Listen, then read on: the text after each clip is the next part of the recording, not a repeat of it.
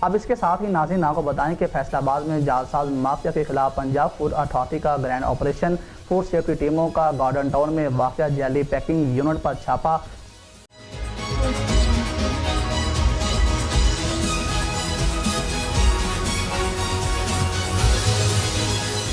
700 کلو چائے پتی طلب، 514 کلو پیکنگ مٹیریل، 30 کلو چائنیز نمک، 128 کارٹن چائے، 6 پیکنگ مشینیں ضبط کر لی گئی ہیں۔ گھر میں چھپ کر ناقص اور ممنوعہ اشیاء کی پیکنگ کی جا رہی تھی۔